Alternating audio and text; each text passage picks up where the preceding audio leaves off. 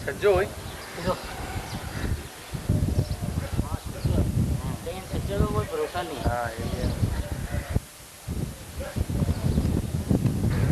ये टोटल ये क्या ये सब गोली बारूद बंदूक चलाने के लिए थे।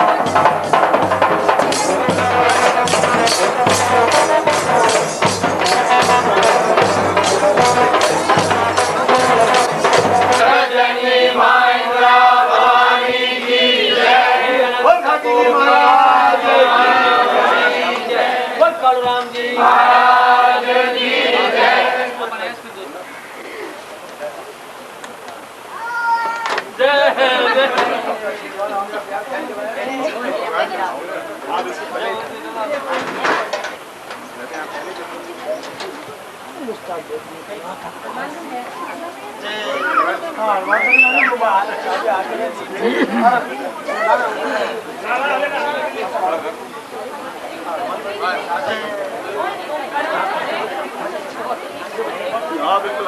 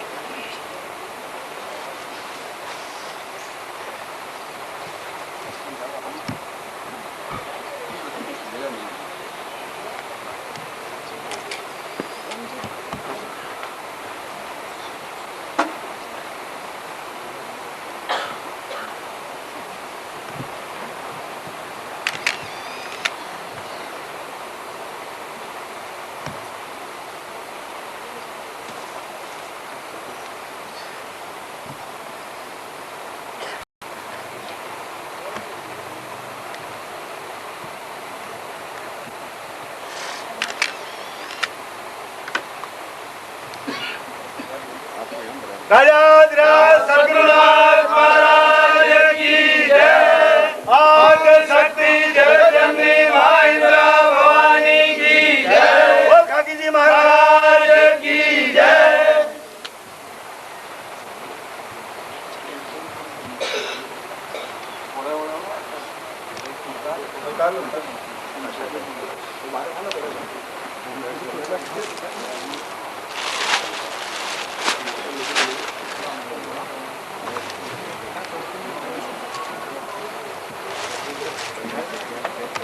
नीचे बैठ जा।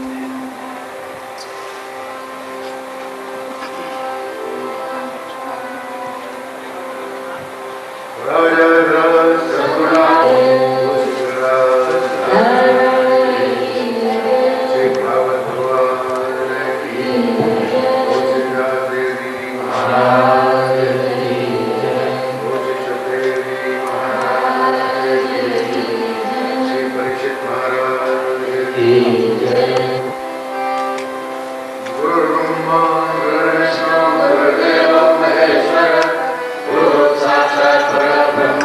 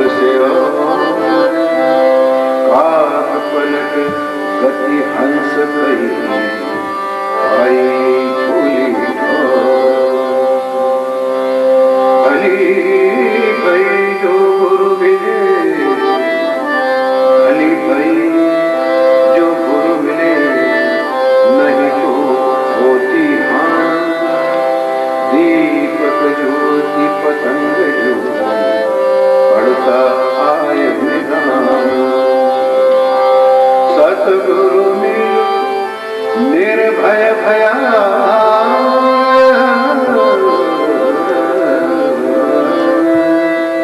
सतगुरु मिल निर्भय भया अवरहीन टूटी जाय समाना चरण में अब गुरु एक विश्वास आनंद आनंद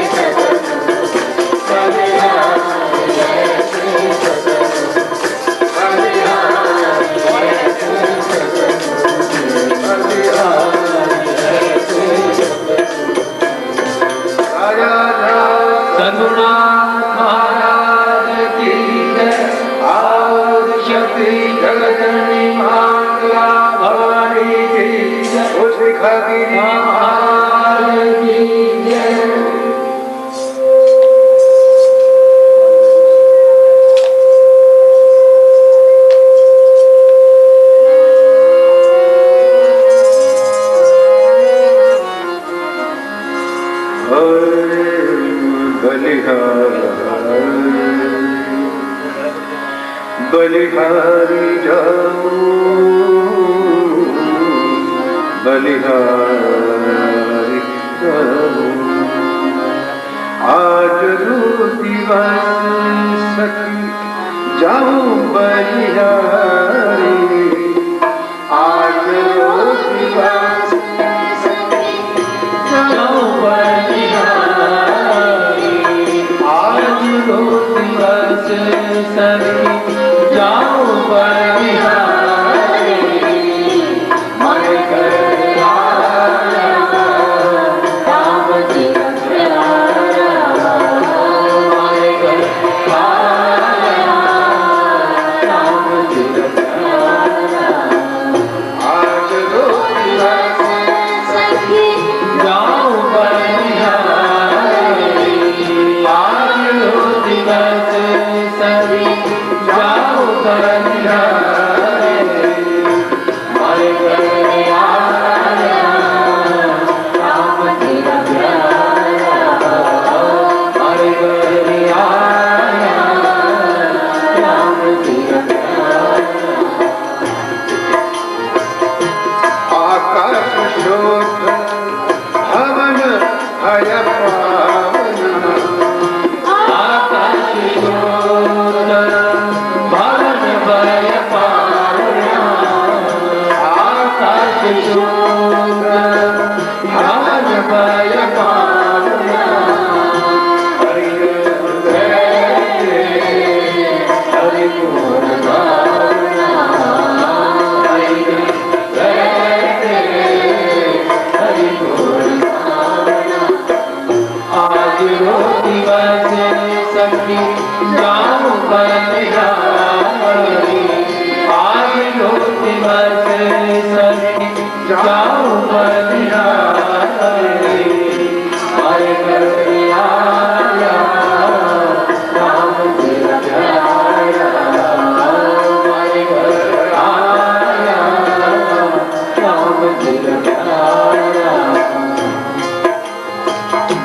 वंदन करो सखी चरण पखारो वंदन करो सखी चरण पखारो वंदन करो सखी चरण पखारो वंदन करो सखी चरण पखारो तन मन धन तुम्हारे ऊपर वारो तन मन धन तुम्हारे ऊपर वारो आज रो दिवस सखी जाऊं बलिहारी आज रो दिवस सखी जाऊं बलिहारी मन कर राम जी प्यारा मन कर राम जी प्यारा कथा करे संत अर्थ विचारे कथा करे संत अर्थ विचारे भजन करे संत अर्थ विचारे भजन करे संत अर्थ विचारे आप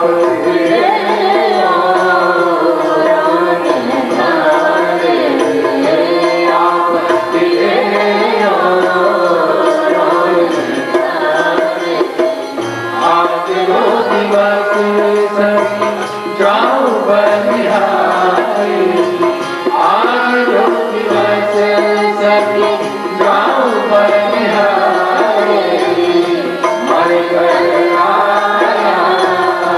राम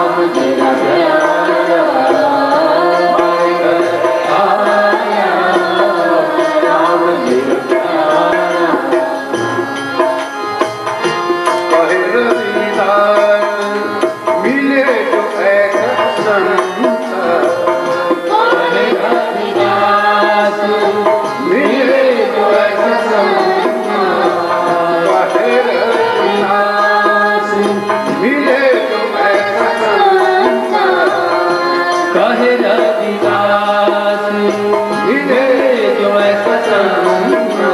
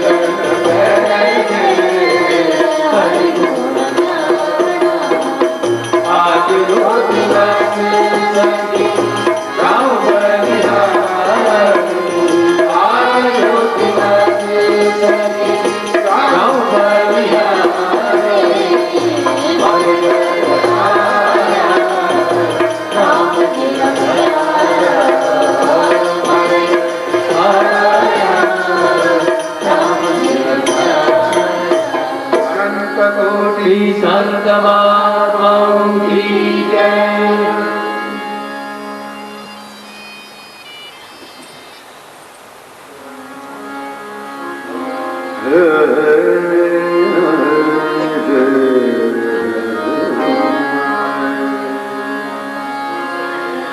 श्री कृष्ण विनती दास की है, भूले न मन नाम कभी तुम्हारा, निष्पाप होके दिन रात गाऊं श्री कृष्ण गोविंद हरे राम। देहांत समय तव दर्शी मुरली हरे यही नाम तन दास जगे श्री कृष्ण गोविंद हरे मुरारी। श्री कृष्ण गोविंद हरे मुरारी। श्री कृष्ण गोविंद हरे मुरारी। श्री कृष्ण गोविंद हरे मुरारी।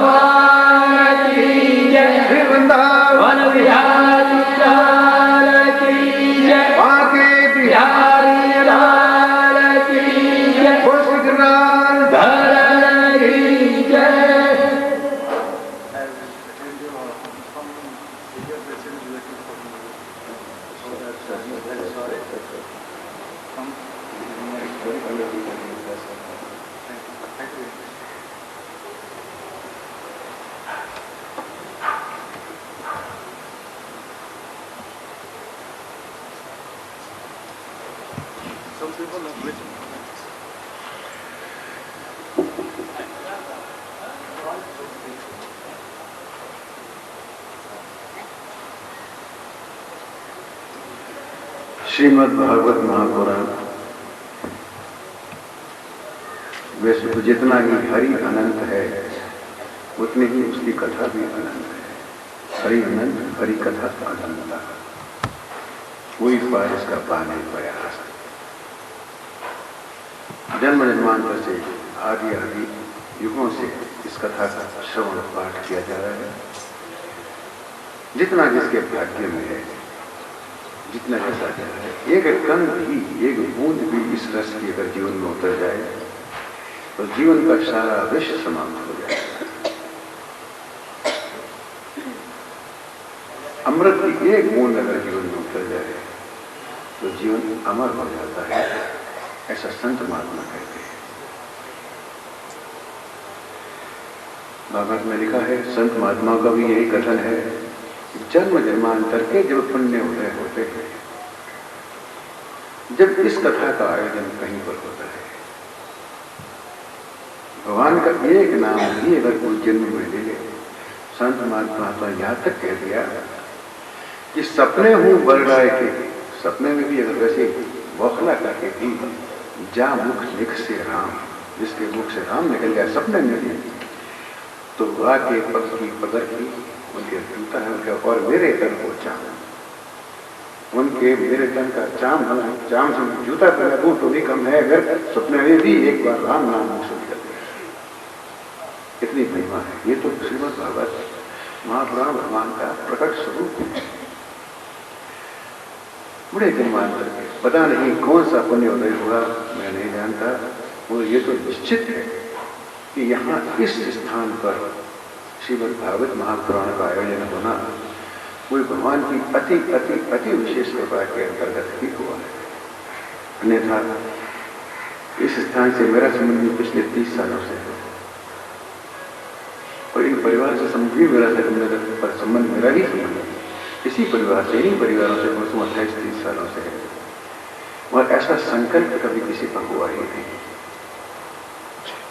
सत्संग हुआ है,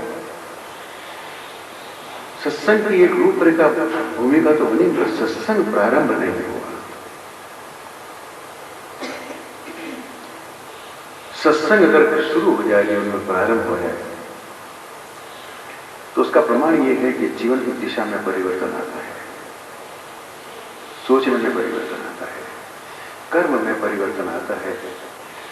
जो कुछ जीवन पहले था सत्संग होने के पहले और सत्संग होने के बाद में अगर जीवन में अंतर नहीं है तो कहना तो नहीं चाहिए, मगर यही माना जाएगा कि अभी सत्संग हुआ नहीं, हुआ मगर हमें मिला नहीं, हमने लिया नहीं। और बिना सत्संग विवेक न हुई। सत्संग के बिना विवेक का अर्थ है कि भले बुरे का ज्ञान, अपने जीवन में हित क्या है, अहित क्या है, फायदा क्या है, नुकसान क्या है, इस चीज का ज्ञान को विवेक कहते हैं। ये बिना सत्संग के नहीं होता, और ये सत्संग जो है वो राम कृपा बिना सुलभ न सुख, भगवान की कृपा अगर नहीं हो तो ये सत्संग सुलभ नहीं होता, मिलता नहीं, सत्संग नहीं होता।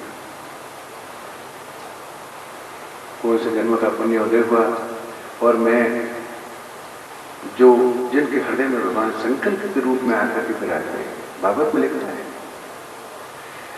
कि भगवान स्वयं संकल्प के रूप में किसी के हृदय में आकर के कैद हो जाते हैं। कैद किए नहीं जाते, संकल्प जो है भगवान का, उस संकल्प के माध्यम से खुद ही आकर के उसके हृदय में कैद हो जाते हैं, विराजमान हो जाते हैं, और वही संकल्प भी सारा काम करता है। जब भगवान स्वयं ही खुद ही आके विराजमान हो गए तो उनके अलावा और है कौन जो इस सारे कार्य को उत्पन्न करेगा, इस कार्य को सफलता प्रदान करेगा, इस कार्य में रस बढ़ जाएगा, इसकी सारे आयोजन का सारा बिल्कुल निर्बाध गति से बिना रोक टोक के, बिना किसी बाधा के पूरा हो जाएगा, उसके सिवाय और कौन करने वाला है। हम अपने जीवन में कई आयोजन, कई योजनाएं बनाते हैं, मगर आवश्यक नहीं कि सभी योजनाएं पूरी हो जाए, और योजना पूरी होने पर भी किसी में बाधा आए ही नहीं, ऐसा भी नहीं होता।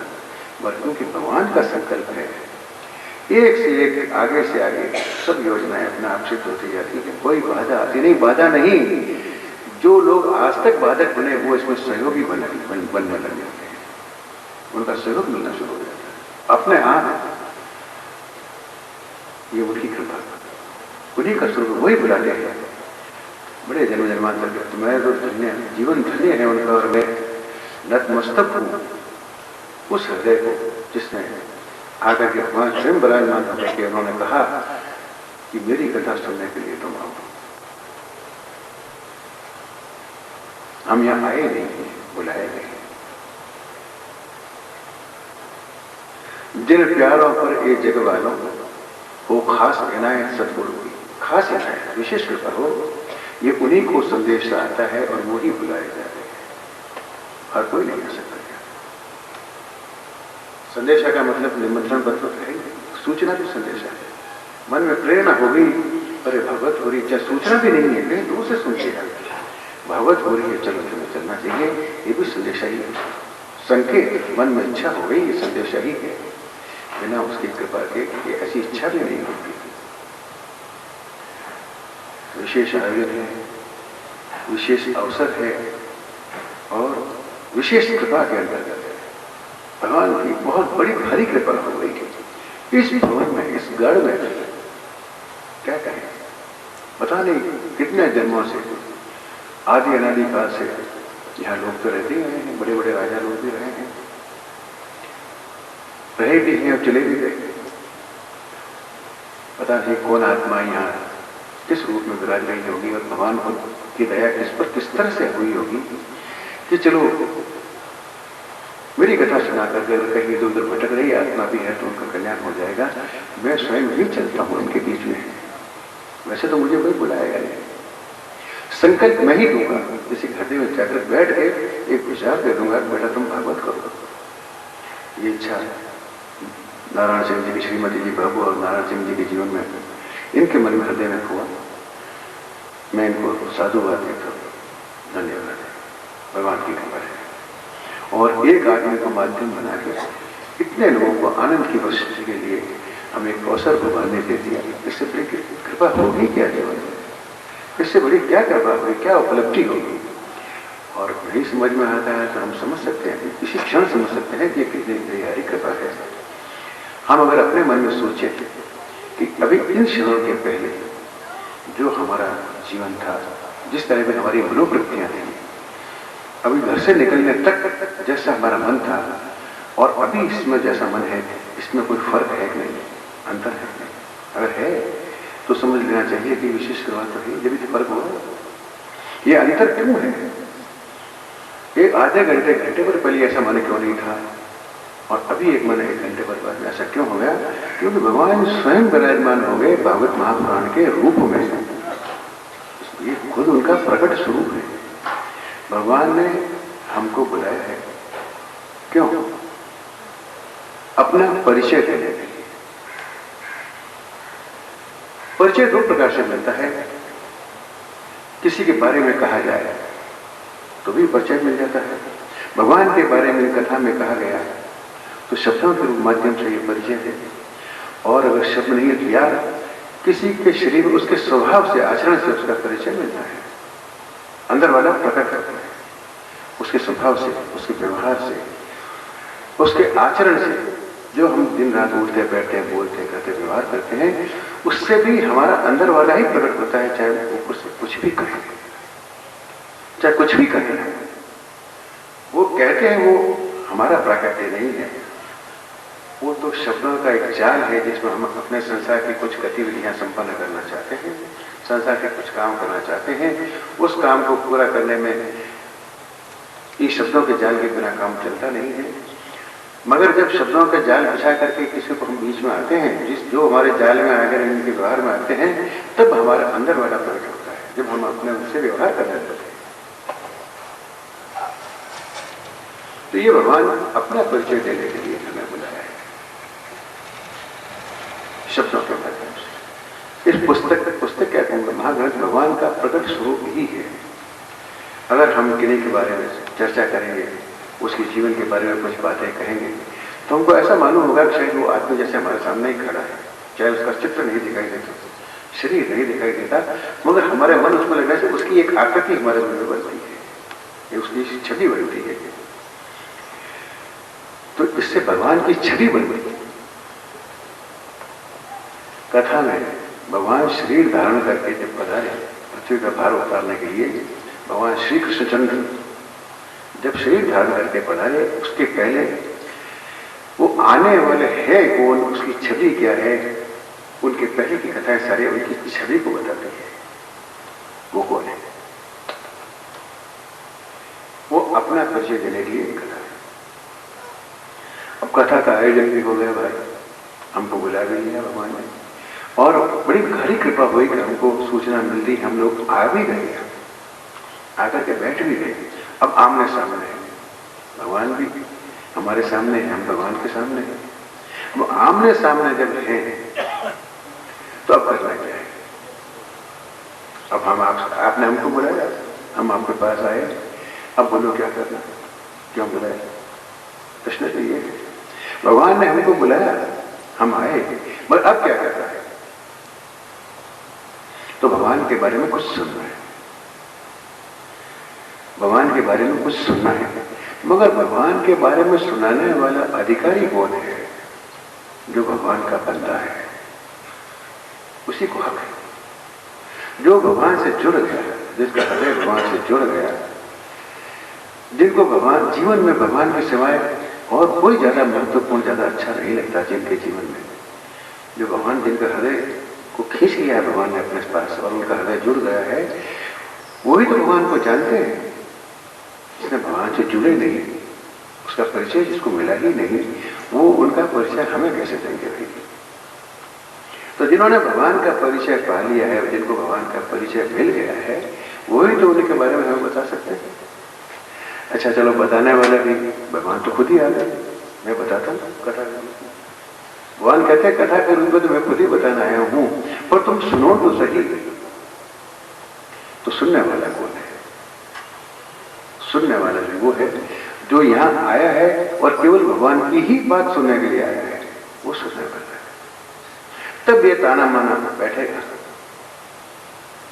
कथा सुनाने वाला भी भगवान से जुड़ा हुआ, जो भगवान के बारे में परिचय दे सकता है, जो भगवान से परिचित है या भगवान जी से परिचित है, वही तो उनका परिचय हमें दे सकते हैं। और जो परिचय हमको बुला भी लिया, हमने आ भी गए, सारा समय यहाँ लगा भी दिया, सारे काम धंधे हमने कुछ छोड़ भी दिए, सारे काम समेटा कर तो यहाँ आते हैं। वैसे तो इसके अलावा तो बहुत सारे काम होते हैं सुबह से शाम तक।